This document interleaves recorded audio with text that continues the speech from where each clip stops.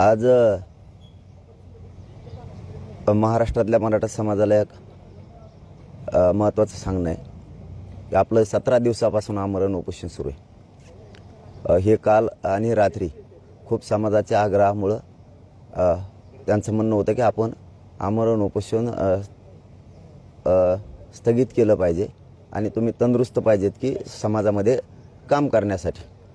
त्यामुळं आपण आज असा समाजाच्या वतीनं निर्णय घेतोय की आमरण उपोषण आपण हे अंतरवालीतलं आज 17व्या दिवशी स्थगित करून याचं रूपांतर आपण साखळी उपोषणात करत आहोत।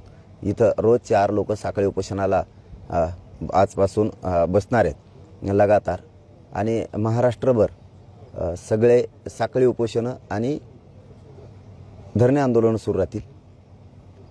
मी हे 1-2 दिवस उपचार घेणार आहे, म्हणजे उपोषण आता स्थगित केल्यानंतर याचं रूपांतर अंतरवालीत साखळी उपोषणात झालं आहे। मी 1-2 दिवसच फक्त उपचार घेऊन संचारबंदी लावल्यामुळं मराठा समाजाला इकडं अंतरवालीत येता येत नाही, तर मी संवाद साधण्यासाठी गावागावात महाराष्ट्रात मराठ्यांकडे यायला लागलो आहे। 2-3 दिवसाच्या आत मी लगेच संवाद दौऱ्याचं ज्या गावात येणार आहे त्यांच्याकडे लगेच टाकणार आहे आणि पुढं काय करायचं, पुढची दिशा आंदोलनाची काय हे तुम्हाला भेटून आपण पुन्हा ठरवूया, असा आजचा आपण निर्णय घेतलेला आहे।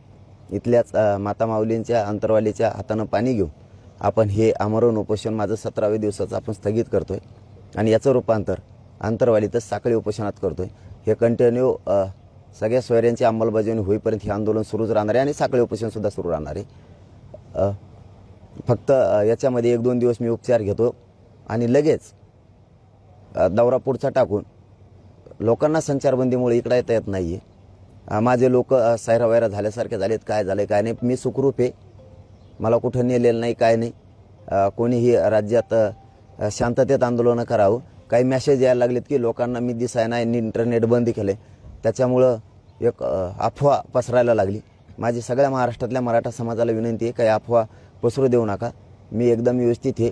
आज तुमच्याच महाराष्ट्रातल्या मराठा समाजाच्या म्हणण्यानुसार मी आमरण उपोषण माझं स्थगित करून याचं रूपांतर साखळी उपोषणात करतोय अंतरवालीतच।